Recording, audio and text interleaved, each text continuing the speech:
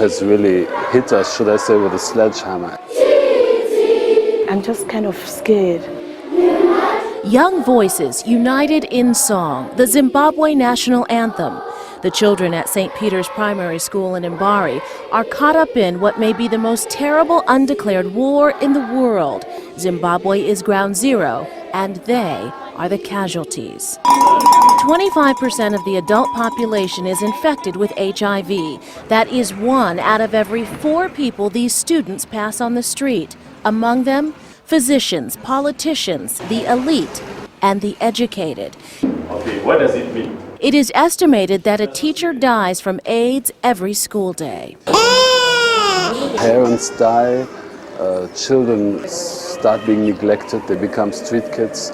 The relatives are overburdened with inherited children from their relatives, and it's quite a serious situation. There are so many funerals that students are no longer excused to attend unless they've lost a parent or primary caretaker.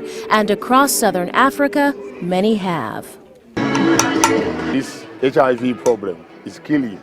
According to the statistics, only in Harare, the Minister of Health is telling us it's about over 1,000 people dying per week. AIDS could dwarf every catastrophic event in Africa's history: slavery, famine, and war. Why is it so bad here? Well, in part because of the profound poverty that colonialism left behind. A family of 4 sleeps in this one room on one mattress. Many men have been forced to leave their families and hit the road in search of work for months at a time. Unemployment now stands at a staggering 50%. There is, however, one booming business. For those who are too poor for stone grave markers, simple tissue paper crosses will do. This is Granville Cemetery outside Mbari. It is Section B. The original graveyard is now full. This is the children's section, the infants' graveyard. And what makes it so remarkable is that all of these babies have died within the past 30 days. You will see at least 30, 40 new graves in a row, which is something unheard of and unseen before this crisis. It's like new cities, but cities of the dead. It's really devastating. Devastating in many ways, physically and emotionally. And when I told him that I'm pregnant, he said I must quickly go for an abortion. I must quickly go for an abortion because the baby's going to die. Empo gave birth and gave her child HIV. She lost her job and her mind. It was a slow descent into darkness. I nearly committed suicide. I ended up on the ledge of a building. I couldn't, it was not me. I wasn't fooling around. I was completely on the denial stage. Something stopped Empo from going over that ledge, but something pushes others. Much like Mbari, Zimbabwe, in Berea, there are so many distraught people that this infamous Coca-Cola high-rise has been labeled Suicide Tower.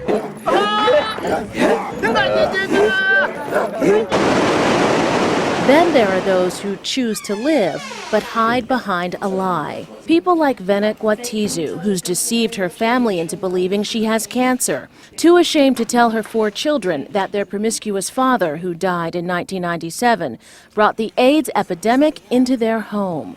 She feels if she tells the children that this is what is happening today, it will be a very big disappointment to them and for the rest of their life, since they are still very young children. So once they know this, it will be a very painful life to them. The very thought of it was too much for this weak and worried mother to take. We didn't know it when our conversation ended, but Vena was walking off into the light. She went back to her room, where she died. It didn't have to be this way. Across Africa, many men are free to have multiple sex partners, and the women in their lives risk being beaten up if they question this behavior. Women told me they wouldn't dare ask their husbands or boyfriends to wear a condom. Predatory, unequal, and unsafe sex breeds this disease, and so does lust. 34-year-old Cheryl walks the streets of Hillbrow. Why? Seriously? Honestly, drugs. Cocaine, crack. Do you worry about AIDS? Totally. But I carry Let's see. Don't let Cheryl's condoms fool you. Most of the working women are already HIV positive, and many are junkies, earning about $20 US per customer. This is where Cheryl operates. The plush purple bed is for business, the other for rest. Her crack pipe nearby. Cheryl was reaching for her stash sewn into the lining of the curtain when... I'm busy! Who is it?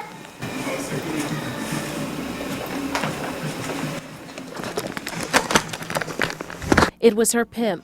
Cheryl feared she might be beaten or shot. We were ordered out. Her fate remains unclear.